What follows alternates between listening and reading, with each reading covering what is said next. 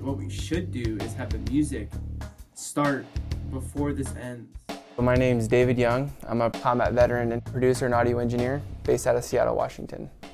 I do a lot of studio recording. I do a lot of multi-track productions, mainly with bands. I had just got done recording a few albums last winter, and I was really trying to get into sound for film. So I was really happy that I was presented with the opportunity to be the audio director of a fantastic short film called Shellshock. It was directed and filmed by a colleague of mine named Jordan Swenson. The movie Shellshock is based on a combat veteran who is working in a camera shop and then has a flashback of a firefight incident overseas.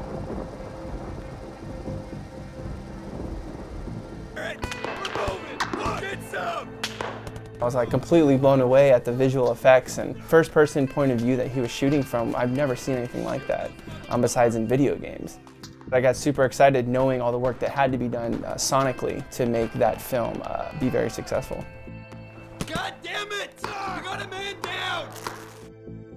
Me being a combat veteran and Jordan Swenson being a combat veteran as well really helped make this film be as authentic as it could be.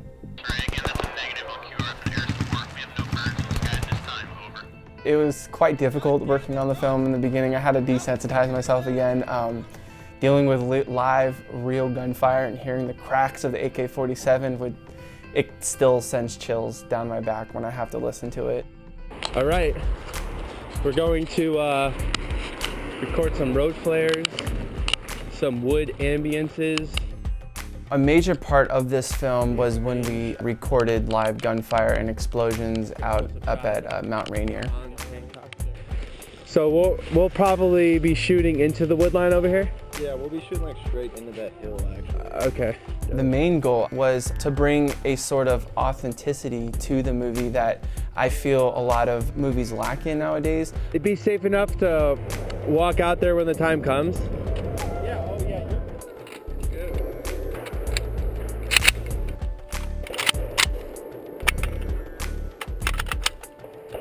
Where are they shooting? This way. We recorded pretty much almost every weapon you would have in combat. We've recorded AK-47s, we recorded semi-automatics, handguns, M9s, 45 millimeters, 9 millimeters, and we recorded road flares to mimic when you detonate a smoke grenade and stuff, that sound that happens. Basically, wherever we put these, we're making a path for them to shoot down. When we set up our microphones, we set it at about 100 meters away from the actual gunfire, and we had the shooters fire the rounds around the microphone. You know, people who have been in combat, we know how it's supposed to sound, we know how it's supposed to feel. There's a very distinct sound when bullets are being fired at you. You know, it's definitely a 180 twist and spin off of from when you're on the other side of that weapon shooting it. Get him here, come on! Charlie, Neil! 90% of the actual sound that you hear in the movie has all been redone in the studio setting. Everything from ADR to Foley to sound effects to music took about 8 to 9 months to finish. Super exaggerant. Oh, Neil. ADR stands for automated or automatic dialogue replacement. However, there's nothing automatic about it. After the film has been shot, you bring in those actors and you recreate the scene vocally. And that poses quite a challenge. Let's do one more like that. Luckily for me and here at the Art Institute, they have facilities where we can make that pretty easy for the actors and actresses to recreate that feeling and emotion. I remember being in Studio D and flipping around the 50-inch flat screens and turning off all the lights. And so literally they were there with this humongous screen in front of them inside the movie.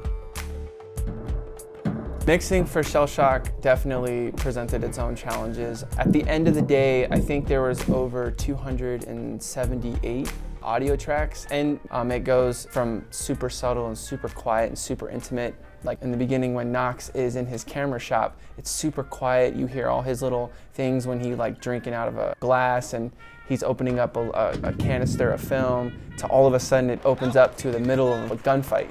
And so dealing with the actual dynamics of the film really taught me a lot as far as being able to balance so many tracks and so many things that are going on at the same time. Being able to manipulate those really made me a better audio engineer for sure. We're going home, buddy. You and me, man. Good. Going home.